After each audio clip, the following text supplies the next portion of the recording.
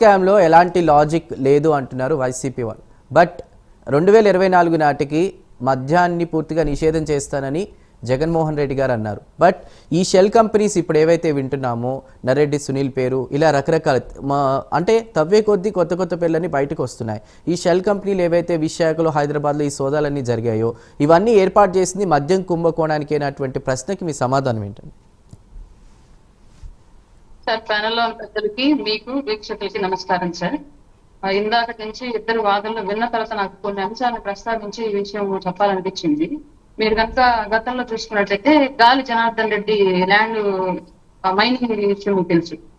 ఆ కేసు దాదాపుగా 14 సంవత్సరాలు సాగింది. వాళ్ళు గవర్నమెంట్ లో ఉన్నప్పుడు స్టార్ట్ అయితే వాళ్ళు గవర్నమెంట్ లోంచి దాటిన తర్వాత మళ్ళీ గవర్నమెంట్ లోకి వచ్చిన తర్వాత కూడా తప్పించుకోలేని సిచ్యువేషన్ లో దాని మీద సిబిఐ ఎంక్వైరీ చేసి 14 ఏళ్ల పాటు కొనసాగిన తర్వాత 14 ఏళ్ల తర్వాత గాలి జనార్దన్ రెడ్డి చేసిన తప్పే అతను ఆ స్కామ్ చేశాడు, దాంట్లో దాదాపుగా కోట్ల రూపాయల డబ్బు చేతులు మారింది అనేది క్లియర్ గా రీసెంట్ గా జడ్జిమెంట్ వచ్చినటువంటి సిచ్యువేషన్ మనం చూసాం. ఈ 14 ఏళ్లలో కూడా గాలి జనార్దన్ రెడ్డి అండ్ టీము, అతను ప్రాతినిధ్యం వహించినటువంటి ప్రభుత్వము, ఆ పార్టీలు అన్ని కూడా మేము శుద్ధపోసలమే, మేమేం తప్పు చేయలేదు, మా దగ్గర ఎలాంటి స్కామ్లు జరగలేదు అని చెప్పేసి కోర్టులను కూడా కింది స్థాయి కోర్టుల నుంచి హైకోర్టుల నుంచి అన్ని కోర్టులని న్యాయవాదుల్ని కూడా మోసం చేస్తూ తప్పుడు సాక్ష్యాలను ప్రవేశపెడుతూ సాక్షుల యొక్క వాంగ్మూలాలను తారుమారు చేసుకుంటూ కొంతమంది సాక్షులను కొంటూ మరి కొంతమంది సాక్షులను బెదిరిస్తూ వివిధ రకాల దారులు, ఎన్ని రకాల చట్టాల్లో తప్పించుకోవడానికి ఎన్ని దారులు ఉన్నాయో అన్ని దారులను కూడా ఉపయోగించుకొని మరి తప్పించుకునేటువంటి ప్రయత్నాన్ని చేసినటువంటి కేసు ఏదైనా ఉంటుంది 14 ఏళ్ల పాటు కొనసాగినటువంటి కేసు గాలి జనార్దన్ రెడ్డి కేసు. ఇది మీరు క్లియర్ గా ఒక ఎగ్జాంపుల్ గా తీసుకోవచ్చు. రెండవది స్టాంపు కుంభకోణం కేసు మీకు తెలుసు. స్టాంపు కుంభకోణం కేసు కూడా ఎప్పుడు స్టార్ట్ అయింది? దాదాపుగా 1992లో స్టార్ట్ అయింది ఆ కేసు. 1992లో స్టార్ట్ అయితే 9 ఏళ్ల పాటు సుదీర్ఘంగా సాగి రకరకాల ఇన్ఫ్లుయెన్స్ ఉపయోగించి జడ్జిల్ని మార్చేశారు, జడ్జిలను కూడా బెదిరించారు. ఆ కేసుల్లో రకరకాల ముద్దాయిలు తారుమారైపోయారు, కొంతమంది ముద్దాయిలు అదృశ్యం అయిపోయారు. ఇలాంటి కేసులు ఎన్నింటిలోనూ కూడా కోట్ల రూపాయలు తారుమారాయి. స్కామ్ బయటపడిన తర్వాత కూడా కోట్ల రూపాయలు చేతులు మారాయి లంచాల రూపంలో సాక్ష్యాలను తారుమారు చేయడానికి. ఇలాంటి కేసు, ఈ కేసు కూడా దాదాపుగా 9 ఏళ్ల తర్వాత 2003లో దీనికి సంబంధించినటువంటి జడ్జిమెంట్ వచ్చి దోషుల్ని శిక్షించడము అనేది, అది అలాగే చట్టం ముందు దోషులు వీళ్ళు దోషి అని చెప్పేసి సమాజం ముందు బయట పెట్టడం అనేది క్లియర్ గా జరిగింది.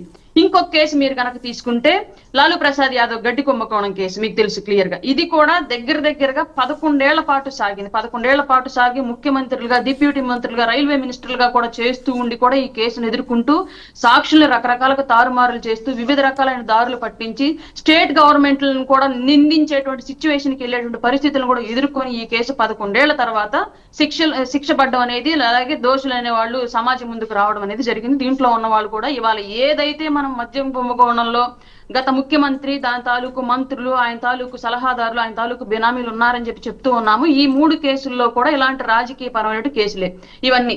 ఎందుకంటే దీనికన్నా మించిన కేసులు, మనీ లాండరింగ్ కేసులు చాలా ఉన్నాయి. దాంట్లో రాజకీయ ప్రత్యక్ష ఇన్వాల్వ్మెంట్ కన్నా కూడా వ్యాపారవేత్తల ఇన్వాల్వ్మెంట్ అనేది ఎక్కువ ఉంది కాబట్టి ఆ కేసులు ఈ స్థాయిలో ప్రాచుర్యం పొందకపోయినప్పటికీ కూడా అత్యధికంగా ఒక డబ్బు పరంగా ఫ్రాడ్ జరిగినట్టు కేసులు అవి సపరేట్, అవి వేరే ఉన్నాయి, మీడియా ముందుకు రావు. అలాగే రాజకీయంగా మనం ప్రస్తావించుకోవాల్సిన అంశం కూడా అది కాదు. కానీ ఇవి 3 కూడా రాజకీయ నాయకులు అధికారంలో ఉండగా ఇన్వాల్వ్ అయ్యి అధికారం పోయాక కూడా వాళ్ళ యొక్క ఇన్ఫ్లుయెన్స్ ఉపయోగించుకుంటూ చట్టాల్లో ఉన్నటువంటి లోపాలను ఉపయోగించుకుంటూ తప్పించుకుంటూ తిరిగినటువంటి కేసులు. But one find it definitely justification అనేది జరుగుతుంది. చట్టాల్లో ఉన్నటువంటి లోపాల వల్ల తప్పించుకునే ప్రయత్నం చేయొచ్చేమో కానీ న్యాయ వ్యవస్థలో ఉన్నటువంటి బలమైనటువంటి ఒక మంచి వ్యక్తుల వల్ల ఇంకా జరుగుతోంది న్యాయం అని చెప్పడానికి ఈ కేసు ఉదాహరణ. ఇప్పుడు మన స్టేట్ విషయానికి వద్దాం. కేసు అనేది స్టార్ట్ చేసినప్పుడు క్లియర్ గా ఎవరు కూడా జగన్మోహన్ రెడ్డి ముద్దాయి అని ఎక్కడ మెన్షన్ చేయలా, ఫలానా వ్యక్తి ముద్దాయి అని చెప్పేసి ఎక్కడ మెన్షన్ చేయలా. వచ్చినటువంటి కేసు ఇష్యూ ఏంటి? డిజిటల్ పేమెంట్లు అనేవి లేకుండా ఓన్లీ లిక్విడ్ క్యాష్ అనేది అక్కడ ఏర్పాటు చేయడం మూలంగా పెద్ద ఎత్తున గవర్నమెంట్ కి ఎంత చేరింది, ప్రైవేట్ వ్యక్తుల చేతుల్లోకి ఎంత వెళ్ళింది అనేది ఒక రకమైనటువంటి ఏ విధమైనటువంటి ఆధారాలు సాక్ష్యాలతో నిరూపించబడే విధంగా లెక్కలు పక్కలు లేకుండా ట్రాన్సాక్షన్ జరిగింది. దీనికి సంబంధించి పైగా కొంతమంది కల్తీ మద్యం కేసుల్లో మృతి చెందటము, దీనికి సంబంధించి ఈ మద్యం లోకల్ గా తయారు చేస్తున్నారనేటువంటి ఆధారాలు కొన్ని బయటపడడం, వీటన్నింటినీ ఇంటర్లింక్డ్ గా కొన్ని కేసులు నమోదయ్యాయి. దీన్ని బేస్ చేసుకుని లిక్కర్ స్కామ్ జరిగిందనే విషయం మీద ప్రభుత్వం తీసుకుంది, చట్ట పరిధిలోకి ఆ విషయాన్ని తీసుకెళ్లింది. దీని మీద సిట్ వేశారు. ఇందాక మేడం అన్నారు సిట్ ఎప్పుడైనా ప్రెస్ మీట్ పెట్టిందా అని.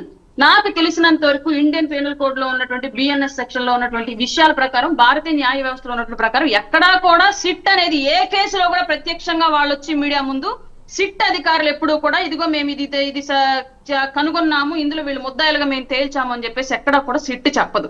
సిట్ క్లియర్ గా న్యాయస్థానాలకు వాళ్ళు చేసినటువంటి ఇన్వెస్టిగేషన్ రిపోర్ట్ ను మాత్రమే సబ్మిట్ చేస్తుంది.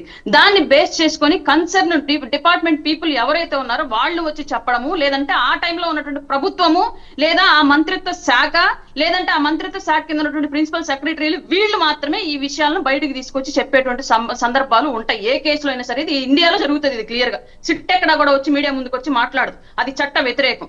కాబట్టి సిట్ చెప్పలేదు కాబట్టి స్కామ్ జరగలేదు, ఉన్న వాళ్ళంతా సుత్తపూసలు అని చెప్పేసి మాట్లాడే సందర్భం ఏదైతే ఉందో నిజంగానే మనకు కొంత రాజకీయ అవగాహన లోపం ఉందన్న విషయాన్ని తేటతెల్లం చేస్తున్నట్టు అంశం.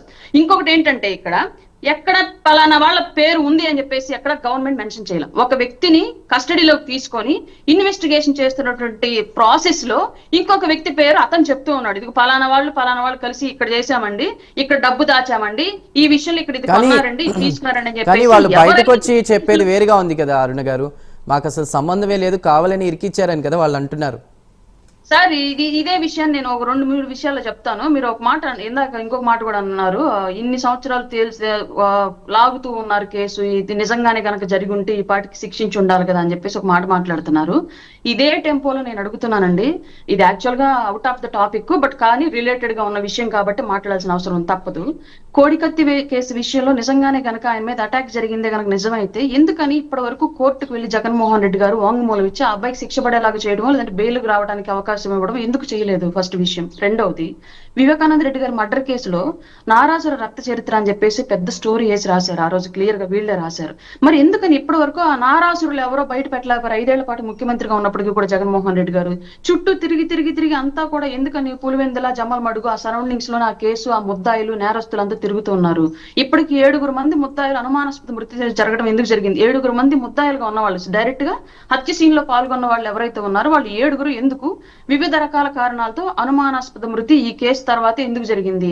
ఇవన్నీ కూడా ఒకసారి మనం లింక్ చేసుకుంటూ డాట్లన్నీ కలుపుకుంటూ వెళితే చట్టాన్ని ఏ స్థాయిలో దుర్వినియోగం చేయొచ్చు అని చెప్పడానికి వీళ్ళకన్నా సిద్ధహస్తులు ఇంకొకరు లేరేమో ఆంధ్రప్రదేశ్ లో రాజకీయాలు అని చెప్పేసి అయితే క్లియర్ గా తేటతెల్లవుతున్నటువంటి విషయం.